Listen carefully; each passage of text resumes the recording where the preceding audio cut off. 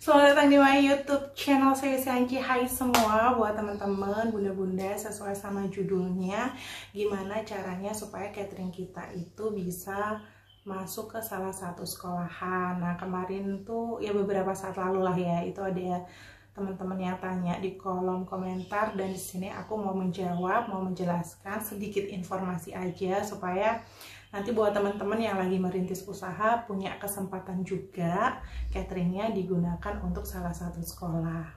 Nah, buat teman-teman sebelumnya nih, tolong subscribe dulu, klik tombol subscribe di bawah untuk mendapatkan notifikasi video terbaru dari kita. Terus jangan lupa juga untuk follow Instagram aku. Sebentar ada suara motor lewat.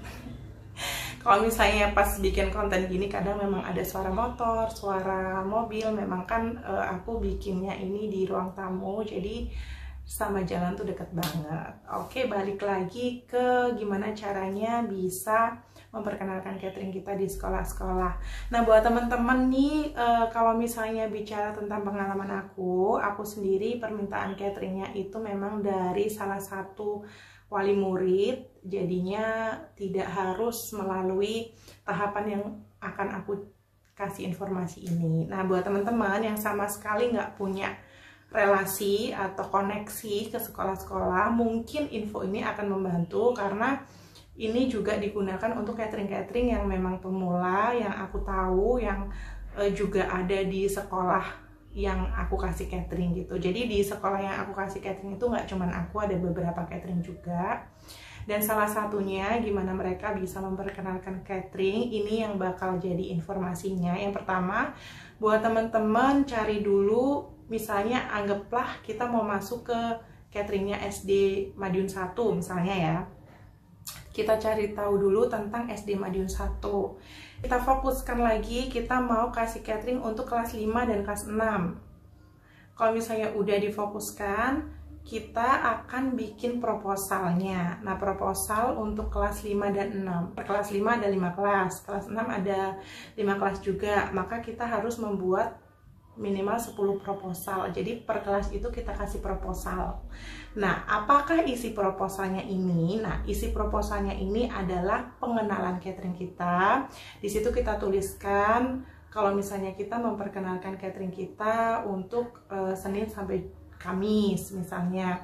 Terus kita harus memberikan penawaran kalau misalnya menu kita tuh beragam, bervariasi. Terus kita juga akan on time misalnya seperti itu. Terus kita juga akan memberikan penawaran harga yang terbaik, yang terjangkau, yang mungkin bisa menjadi salah satu andalan gitu. Jadi penawarannya itu harus semenarik mungkin untuk sekolah tersebut.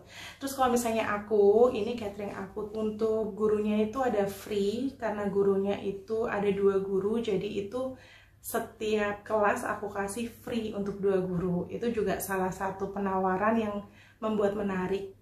Nah, kalau misalnya udah, tapi kita harus tahu ya catering yang kita masukin itu pulangnya memang siang. Jadi dicari tahu dulu latar belakang sekolahnya itu memang membutuhkan catering makan siang atau tidak, itu harus dicari tahu. Dan yang lebih penting, pas bikin proposal ini, itu nggak sembarangan. Jadi kalau misalnya, kata Mbak Siwi bikin proposal, masukin aja ke sekolahan, nanti kita bisa dihubungi. Sekarang aja deh, siapa tahu besok kita dihubungi gitu kalau tertarik. Jadi nggak gitu ya. Jadi kalau pas masukin proposal ke sekolahan itu ada waktunya juga. Nah, waktunya kapan? Ini aku bakal kasih tahu. Buat teman-teman bisa dicatat satu persatu, semoga nanti bisa jadi salah satu informasi gitu ya, atau referensi.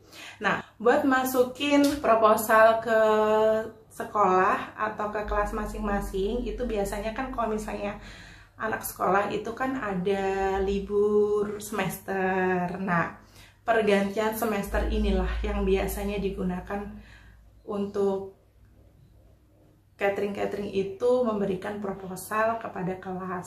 Jadi pas liburan, anak-anak liburan itu kan otomatis off catering. Nah, pas off catering lama itu biasanya guru-guru itu kan tidak selalu libur. Kalau misalnya anak-anaknya libur, guru-gurunya belum tentu libur. Nah, saat itu kita bisa masukkan proposal catering kita kepada guru yang lagi piket. Itu bisa dimasukkan. Tapi sebelumnya kita tanya dulu, Bu, ini kita mau ngajuin proposal catering, semoga bisa berkenan, apa bisa ya gitu, kita masukin.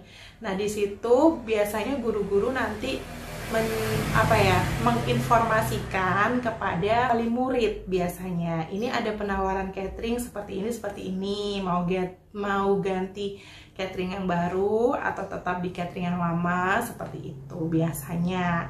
Jadi buat teman-teman yang memang lagi usaha catering, pengen masukin catering ke sekolahan, bingung gimana caranya, nah di sini aku kasih informasinya supaya nanti bisa membantu, terus juga bisa semoga nanti kedepannya juga penawaran catering dari teman-teman itu meyakinkan salah satu sekolah, jadi teman-teman juga bisa untuk mendapatkan pendapatan dari catering sekolah gitu ya. Jadi semoga bisa menginspirasi.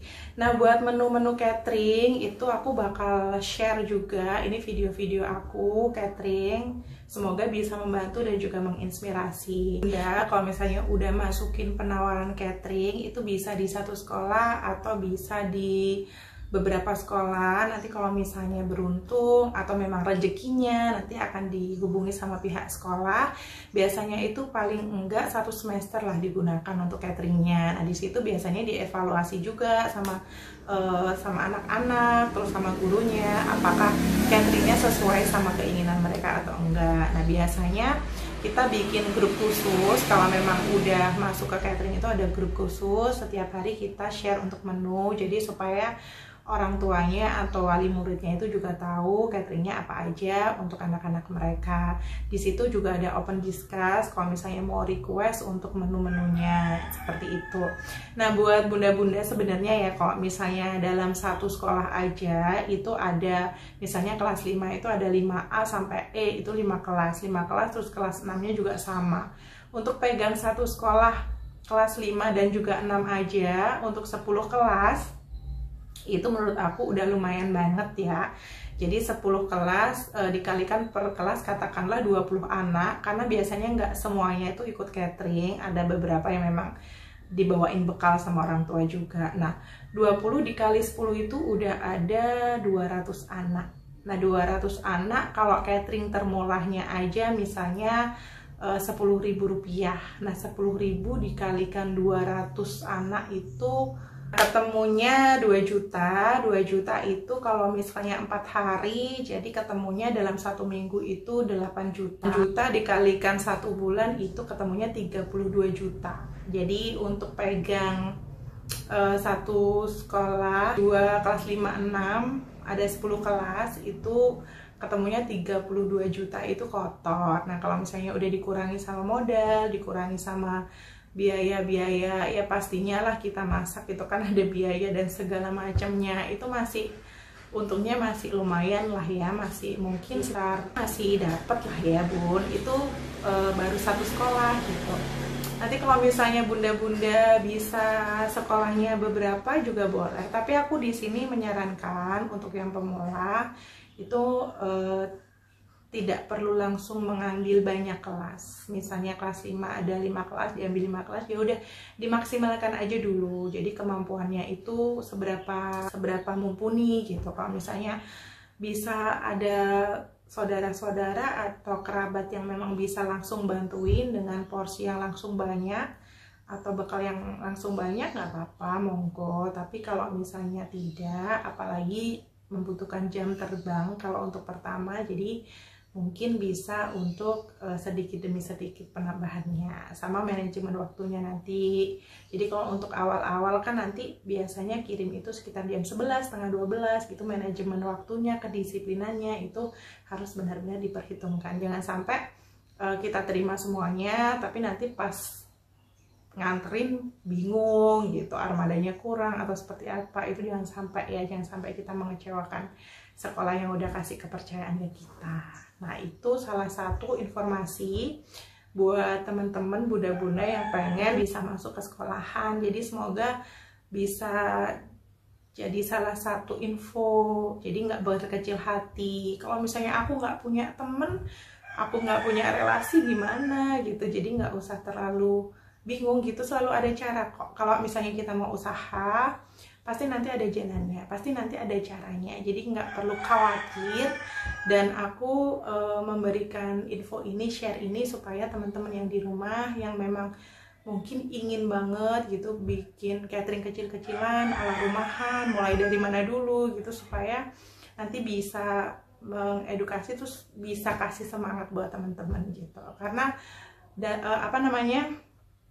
karena catering besar itu kemungkinan juga dimulai dari catering yang kecil. Apalagi kalau misalnya kayak aku gitu kan, bukan seseorang yang punya banyak modal terus langsung bisa yang raksasa gitu. Jadi memang dari yang kecil dulu. Teman-teman nanti disesuaikan aja ya untuk harga jual, bisa disesuaikan dengan harga bahan di kota masing-masing. Jadi tidak mengikat.